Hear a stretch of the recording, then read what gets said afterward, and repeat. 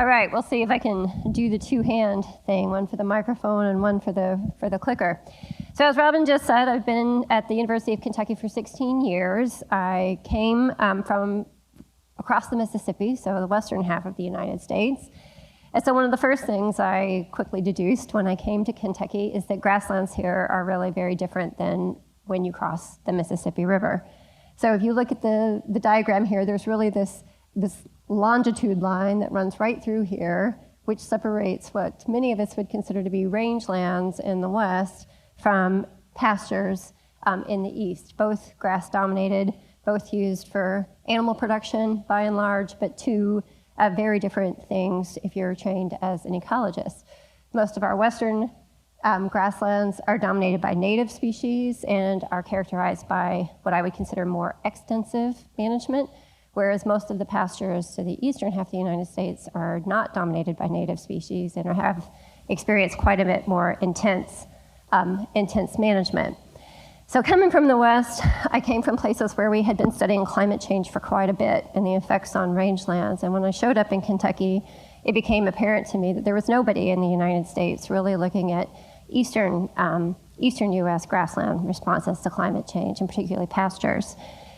I thought that was unusual, given that they're quite prominent and that they're important for all kinds of ecosystem services, as well as animal production and farmer livelihood. So I just started my program at Kentucky with kind of the basic question of how is climate change going to impact pastures in Kentucky and in the eastern half of the United States? And is there feedbacks from pastures to climate change? And today we're going to focus mostly on climate change on pastures. So I set up my very first project with the basic question of will changing climate have an impact on pasture forage production, on the quality of the forage that's produced, and how are the plant species in our pastures going to respond? And then finally, I'll talk to you in the second half of the talk a little bit about grazing animals, and we'll get there eventually.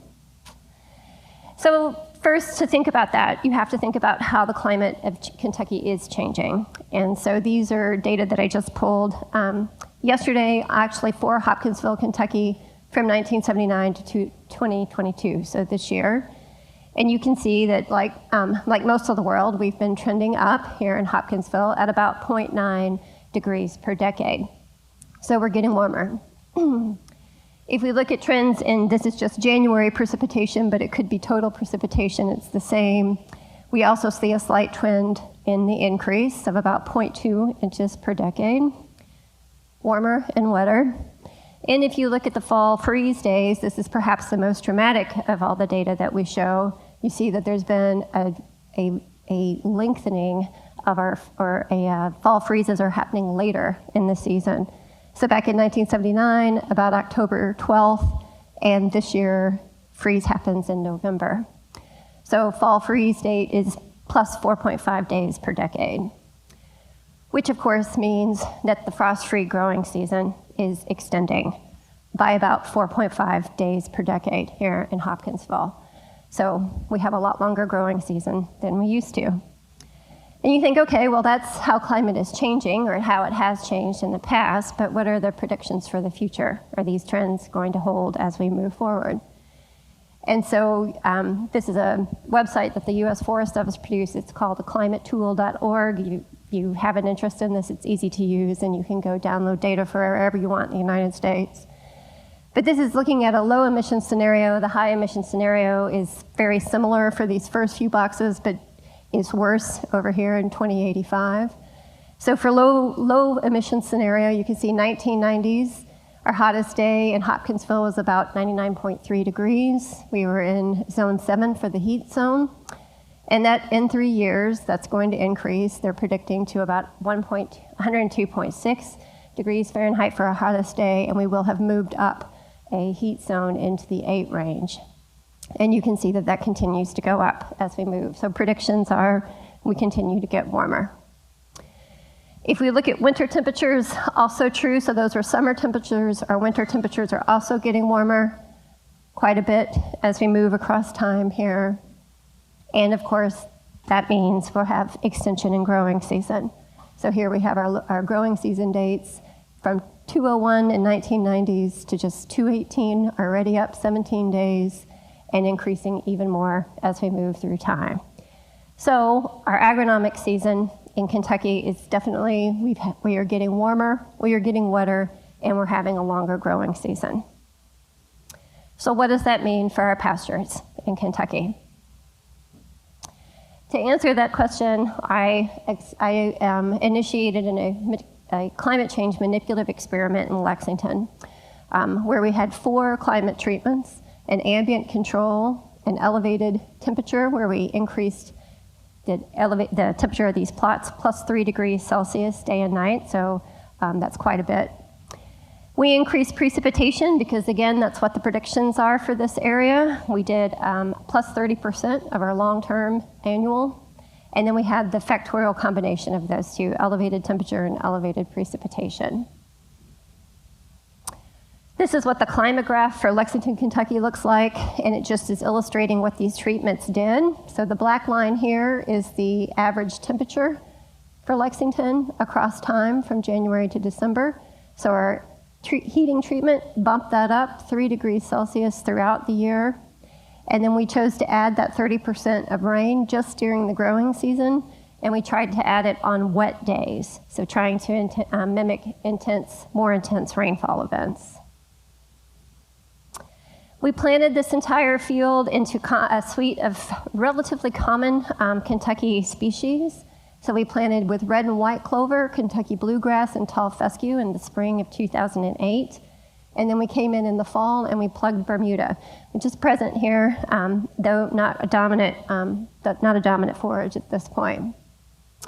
The experiment was built in the winter and spring of 2009, and climate treatments began in May 1st of 2009 and ran continuously for 5 years.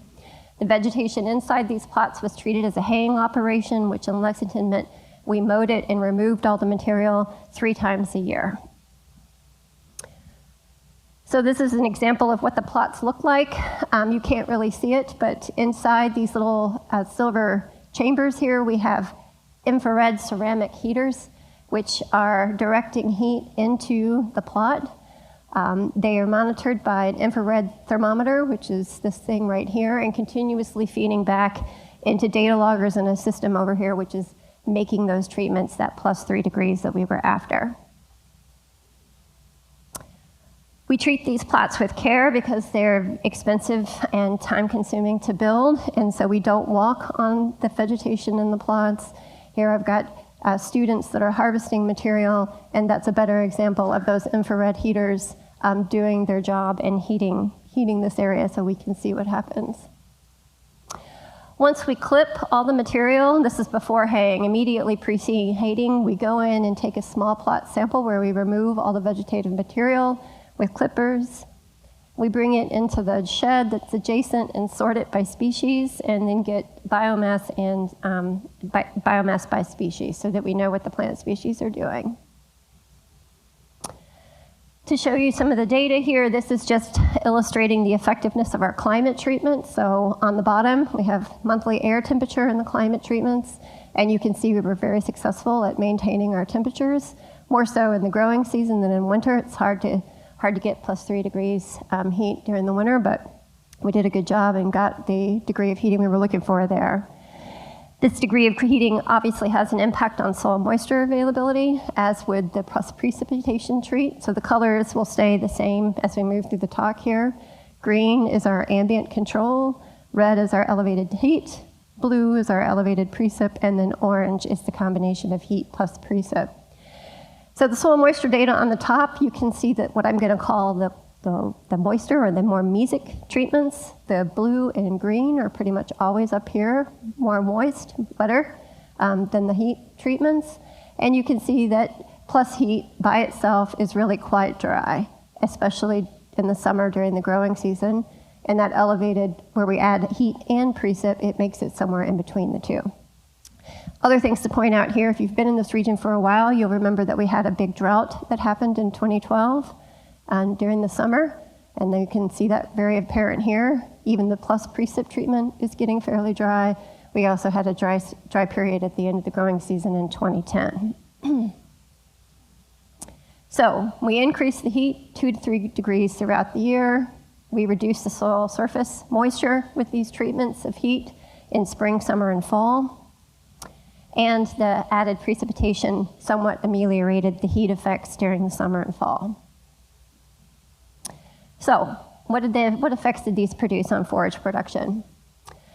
So this is a lot of data. You'll see, remember we hayed it 3 times a year, so I know what total biomass was taken off the plots. You can see at the very first harvest in May of its first year, no differences across the treatments. But then very rapidly in the first summer harvest, we had a very significant negative impact of that elevated heat treatment.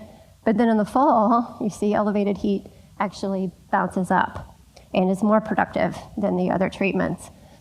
Lots of year-to-year variability here, but things that stand out, or that should sort of stand out to you, is that it's actually, we're seeing plus heat be high traditionally in the spring, and not so much in the fall. But there seems to be something going on with the plus heat treatment there. If I sum all 3 of these harvests per year, and we look at the effect of these treatments on a yearly basis, this is what you get. And again, the first year of the treatments, no difference, but then every year after that, significant treatment difference. 2010, the heat plus precip is the highest. 2011, it's heat alone that's the highest. 2012, that year of the drought, we get a positive effect of adding rainfall, not too surprising.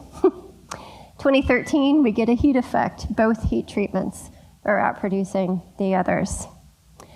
If we do the final summation and take all 5 of these years and add them up for the 4 treatments, you get a significant positive effect of heat.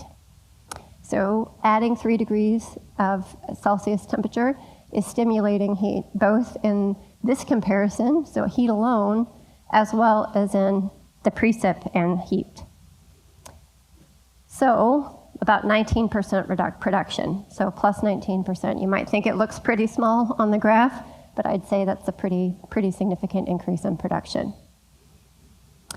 All right, but what effect does that have on forage quality metrics? Well, before we get there, we're going to talk a little bit about species. And again, I know that this is very busy, but it's a important point of what happened here. So I've got relative abundance of different plant groups on the y-axis across the 5 years in time. For the cooler, wetter treatments on the left, control and plus precip, and the warm treatments, plus heat plus precip on the right. And I'm going to take you through several different groups. Remember I planted red and white clover at the beginning, and like clovers, they were quite abundant at the beginning, but then they declined and stayed fairly low throughout the rest of the project, and that held true for all treatments, so not treatment specific. If we look at what I'm going to call our cool season grasses, so grasses like Kentucky bluegrass and tall fescue, very common, extremely dominant grasses in our pastures here in Kentucky, that like cool, moist conditions, you can see that in the cooler treatments, they love it. They're doing great. They're very dominant. In fact, they're the most abundant species throughout the majority of the project.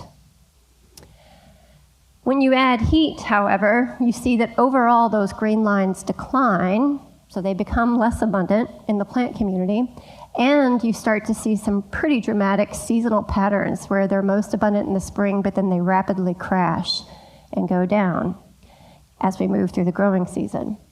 And the reason for that is because of what these C4, the warm season grasses, are doing. So you'll remember I planted Bermuda. It's a much more dominant forage further south of us. It has a different photosynthetic pathway. It's a C4 pathway. It means it does a lot better under warm, dry conditions than our cool season grasses. So you can see these C4 grasses are present in the more mesic treatments. They're usually more abundant in the summer and fall than during the spring. They're getting outcompeted by tall fescue and bluegrass in the spring, but then they start to come on as it gets hotter. What you then see in the heat treatments is that this is dramatically increased. Massive abundance of these warm season grasses in our midsummer and late fall abundance here. And it's probably even more dramatic in the combination treatment of plus heat and plus precip. So the species change here, the alteration in species composition is what buffered the production response to the plus heat conditions. Our cooler, what we have right now in Kentucky, dominated by tall fescue and Kentucky bluegrass, still there, still dominant in the spring under elevated heat, but what produced that production bump that we saw was an increase in the warm season grasses. Bermuda, which we planted, and crabgrass, which we did not plant, and was a very abundant weed in our seed bank. And so it naturally recruited and did extremely well underneath the warm conditions. Some of this is probably not a surprise if you're forage folks. You know that Kentucky lives in the transition zone between the warm Gulf Coast and the cold parts to the north. That means our climate is transitional, and in this window, we know that we have what's often called a summer slump in forage production. So here we have forage production on the y-axis across time. Because the transition zone grasslands, pastures are traditionally dominated by these cool season grasses, you get this massive production that happens in the spring. They love it, it's cool, it's wet, they're growing like crazy. But as we get hot, they decline and go into the summer slump, and then they reappear usually in the fall. The seed companies know this, and for years they've been promoting the utilization of different types of forages to fill in this gap. And this is from Behrenberg's website, so I'm just showing you that my results are perhaps just confirming what we've known for a while here. So they're showing you the tall fescue peak over here, and then they've got one of their crabgrasses, labeled crabgrasses, moho crabgrass, over here coming on. Didn't try to feel that summer slump, and that's exactly what happened in my project. I didn't plant a labeled crabgrass. I had crabgrass in the seed bank, and it came on and helped my production response. So then asking kind of, well, what effect is, so we get more production, but is it the same quality as what we've seen before? Are animals going to continue to do as well on it? And I hope you can see from this picture that there's a lot of reasons to think the forage quality might be different. You can pick out the heated treatments here by the crabgrass seed heads that you're seeing, right? So here's one in the back. All of these taller, tanner ones are dominated by crabgrass, whereas this guy right here is not a heated treatment. And so there's visual differences. They're in different stages of phenology. They've got different species composition. It would make sense that these would have different changes on forage quality. So in short, the forage quality response is a little bit all over the place, but in general, it doesn't look too bad. So this is neutral detergent fiber over the time period. Again, it was low. This first year was heavily influenced by the legume dominance, and then once they disappeared, this number went up and tended to stay up. You can see that we have treatment differences showing up at the end, where the heated treatments have higher NDF than the music treatments. If you look at ADF, acid detergent fiber, again, different on the first year because of the presence of those legumes, stabilizes to some degree, and at the end of the season, we're seeing that the control plots have higher ADF than all the other treatments. Look at protein. First, you should know we didn't fertilize these plots in any way, so probably answers could have been different if we had put fertilizer on there. But again, there's a lot of differences happening here, with the last year being the warmed plots have lower protein than the mesic conditions. So climate treatments definitely produced complex and variable effects on forage quality, and it would have been great if I had been able to actually feed this material to animals and measure gain. Unfortunately, that wasn't possible in the project, so we're left trying to interpret these forage quality metrics, which are sometimes challenging to do. So what effect does the predicted changes in climate have on forage production? It's hard to see here, but overall forage production was stimulated by elevated heat and increased precipitation conditions, but effects on forage quality were variable. Undoubtedly, the changes in the plant community dynamics drove those responses. So how about effects on grazing animals? So I've already told you, unfortunately, I wasn't able to have grazing animals in these plots. They're way too small for something like that to be effective, and I wasn't able to feed the material. But there is a particular piece of the grazing animal story that I'm interested in because it's so dominant here in Kentucky. And that's the story of tall fescue and its fungal endophyte. So as we've talked about, tall fescue is the dominant forage in Kentucky pastures today. It's a cool season grass. It's native to Eurasia and North Africa. It was introduced to the United States ages ago in the 1800s, and today it covers everything you see in green, with the dark green being what we call the fescue belt of the eastern half of the United States. While tall fescue is a dominant forage, it can cause a number of animal toxicity issues, reproductive abnormalities, decline in cattle gain, and other physiological effects collectively called Fescue Toxicosis. And it results in our beef cattle having much lower prices when they go to market. And so it's a major drain on cattle production here throughout the fescue belt. We know that there's a fungal endophyte that lives symbiotically with the plant, much like John was talking about earlier today. This is an organism that lives its whole life inside the plant. It's got vertical and perfect transmission, which means it's completely dependent on the plant for reproducing itself. It's considered a symbiotic mutualist. So here you can see these are fungal endophytes growing within and around plant cells. Here is a mycelium growing behind a plant cell. So living very intimately within the plant, and it's only located in the above ground parts of the plant. This symbiosis is generally considered a defensive mutualism, so a good thing for both species involved. The plant feeds the fungus carbohydrates and provides it a source of reproduction, and the fungus produces alkaloids, which confer environmental stress tolerance and herbivory production to the plant. So the fungus produces anti-insect compounds and anti-mammal compounds, and it's these ergopeptides that cause fescue toxicosis and the effects that we observe in our grazing animals. So a little bit of a conundrum here with tall fescue and the endophyte, right? We know it's negative to grazing animals. We know it costs Kentucky beef cattle farmers millions of dollars every year. It's a negative thing for animal production. But we also know it confers quite a bit of drought and heat tolerance to tall fescue. So good for the plant, possibly good for the plant when facing climate change, but already not good for the animal. So I was very interested in knowing how this particular symbiotic relationship was going to be affected by climate change. And so we initially planted the tall fescue in my project into a controlled 50-50 mix of what I'm going to call common toxic endophyte infected stuff that makes animals sick and endophyte free tall fescue, because the plant can live without the fungus and it does okay. We know these things because we can test for it. So here's a little individual plant tiller, and Jim is blotting it onto paper, which we then expose to an immunobody that's specific to the fungus. And if the fungus is present in the plant, it turns pink, and if it's not present, it doesn't change color.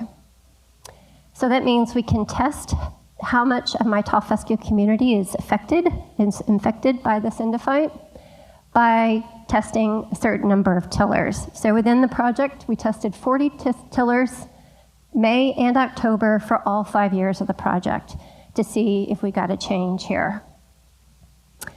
What I know from my data is that tall fescue really didn't like the elevated heat treatments, right? In control and mesic, it stays quite abundant at more than 50% of the plant biomass, but in those elevated heat treatments, it's going down to almost less than 20% of the community, especially during the midsummer and the fall harvest.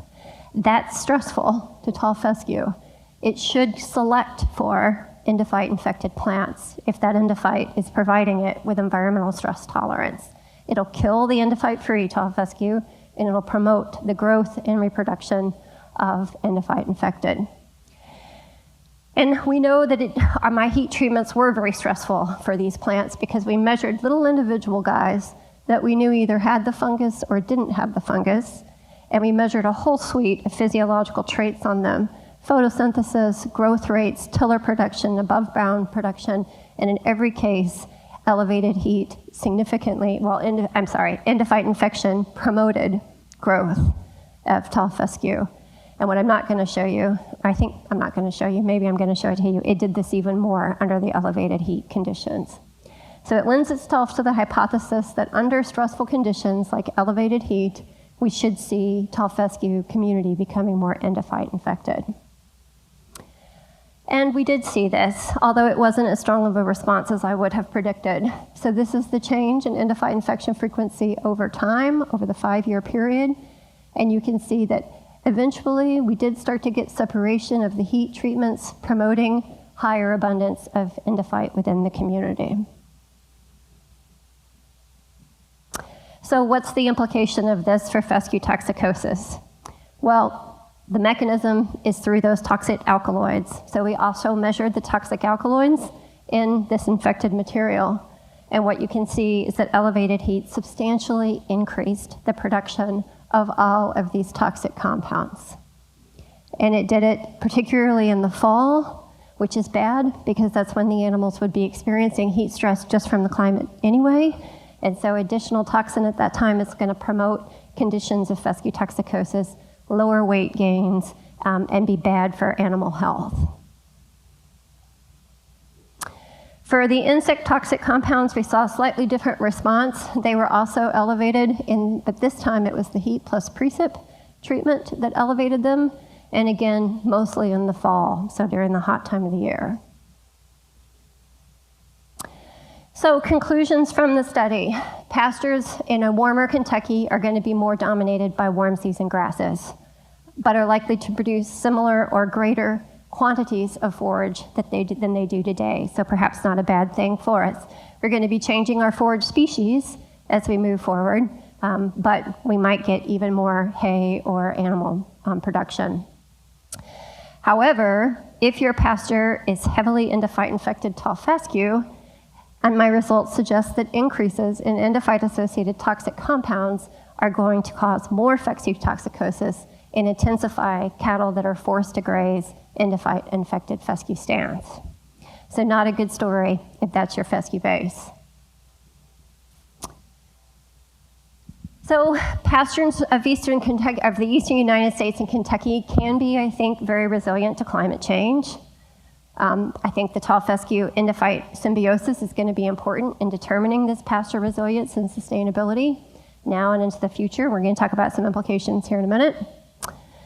But I would also argue that it would have been a lot better for this project if I could have more quantitatively assessed the actual impact on the grazing animal. So I would advocate for more research needing to be done on the animal piece of this story. And then I just wanted to conclude with some larger scale of what I think might be strategies and implications for pasture managers, pasture agronomists here in the state. You know, first, obviously you're already seeing season extension, right? And that's gonna benefit our cool season grasses, and we saw it in that project. When we turn on the heat in that project, it increases fescue growth into the spring, and it extends it into the fall. And so I think that's actually one of the main reasons why fescue remained in our plant community. I think if we hadn't have had season extension, those warm season grasses would have killed fescue out eventually. But the fact that those windows of time open up when we still remain, yeah, we're warmer than we used to be, but we're still wet, it really favors those cool season grasses. So I think season extension is gonna help us keep a blended community in our pastures, which I think is good.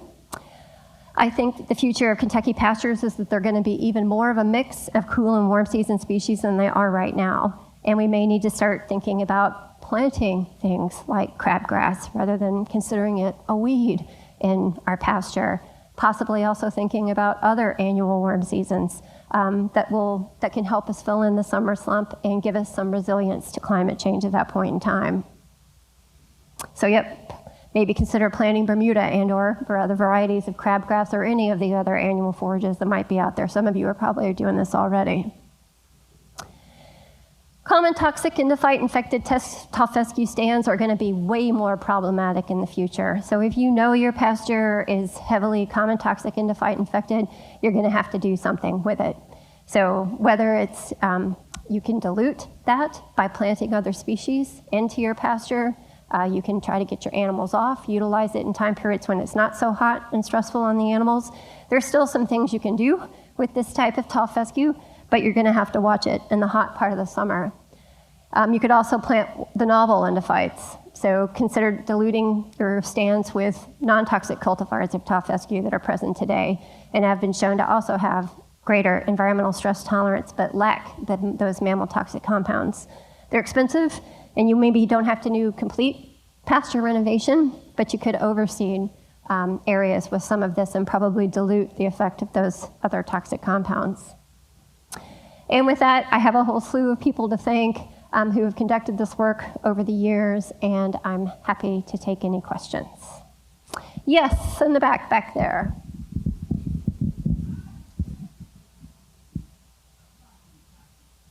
Oh yes, Johnson grass.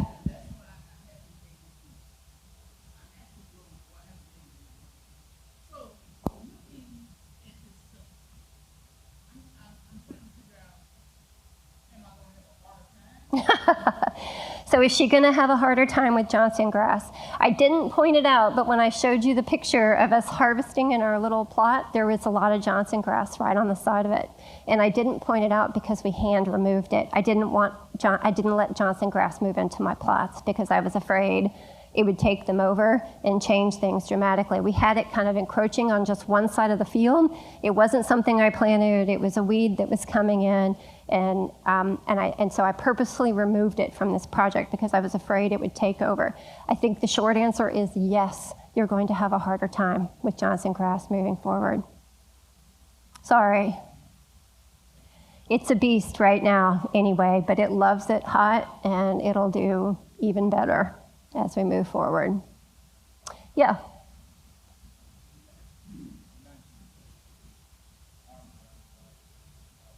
Yep.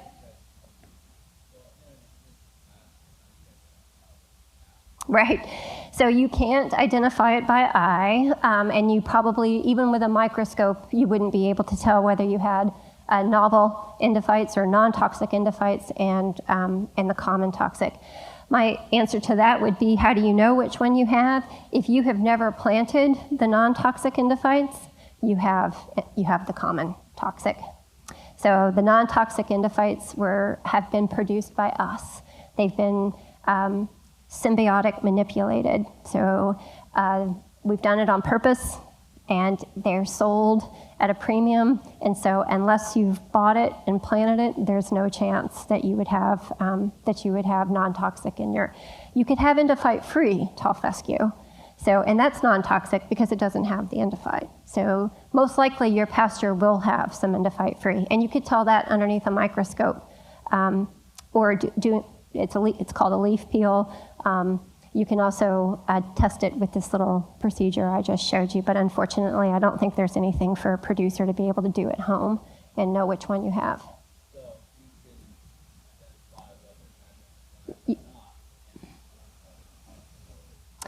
We know, that's right. You can, with a microscope, you can tell whether it's got endophyte or not, but you don't know if it's toxic endophyte unless you measure the toxic compounds or you work with a fungal geneticist who can tell you what you have.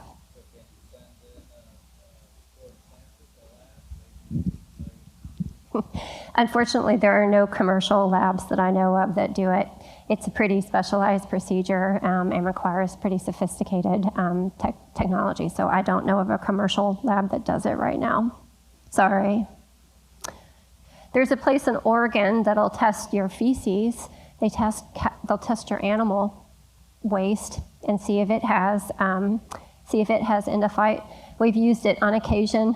Unfortunately, it's kind of a yes/no test, so it doesn't tell you how big of a problem you have. It'll just tell you, is it measuring these toxin in the output from your animal? So I can give you that information if you want. Yep.